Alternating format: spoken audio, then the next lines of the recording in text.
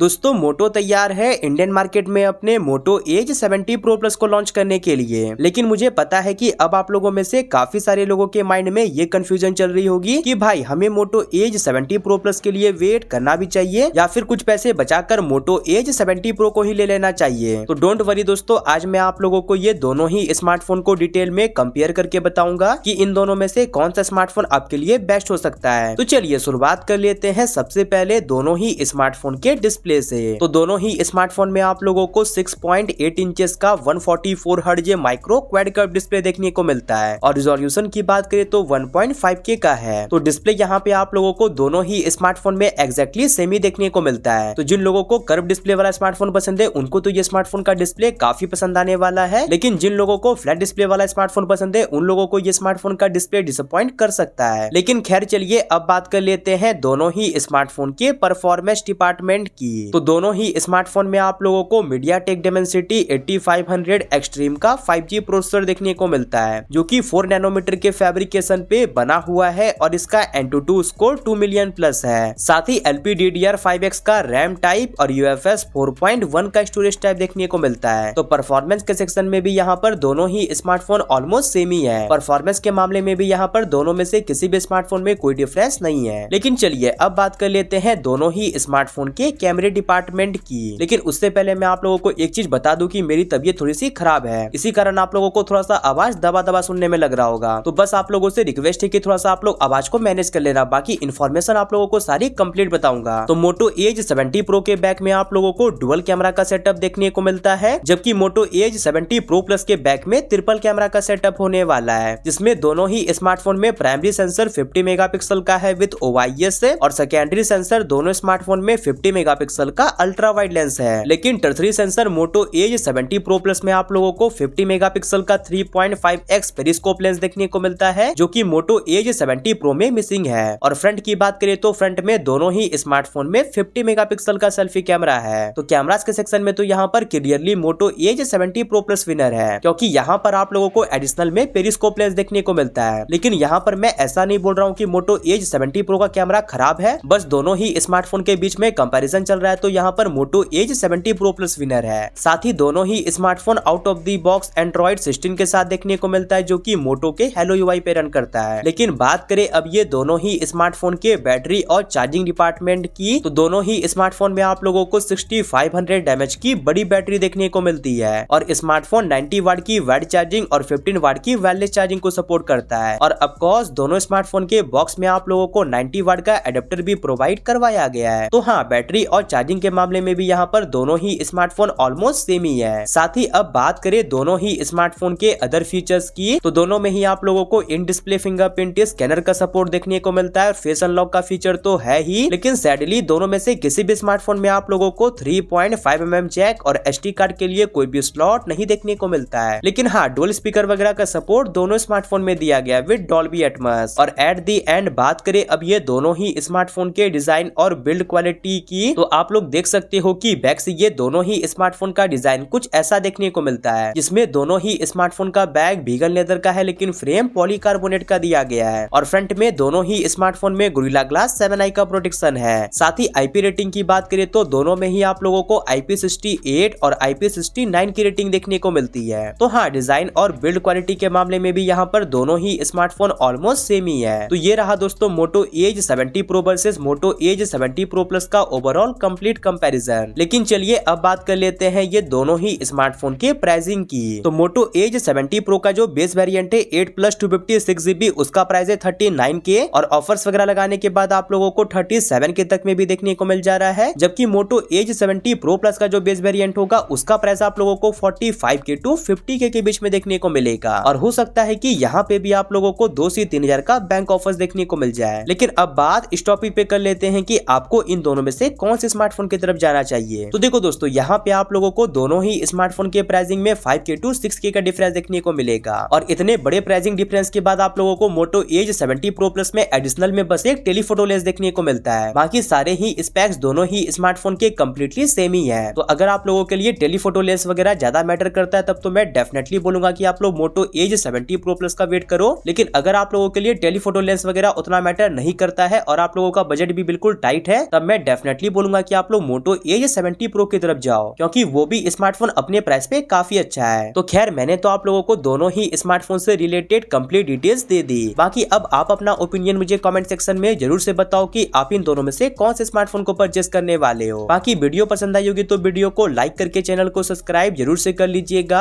और अगर आप मेरी वीडियो को थोड़ा सा हाइप कर दोगे तो उससे मेरी काफी हेल्प हो जाएगी। बाकी दोस्तों मोटो एज 70 प्रो के साथ और भी काफी सारे स्मार्टफोन्स को मैंने व्यू पोर्टल्स में टैग कर दिए हैं, और जो स्मार्टफोन को मैंने व्यू पोर्टल्स में टैग किए हैं उस पे काफी बड़े डिस्काउंट देखने को मिल रहे हैं। तो अगर आप लोग अपने लिए एक काफी अच्छा स्मार्टफोन खोज रहे थे तो आप लोग जाके चेकआउट वगैरह कर सकते हो। बाकी मैं मिलता हूँ आपसे अगली वाली नई वीडियो के साथ, तब तक के लिए बाय।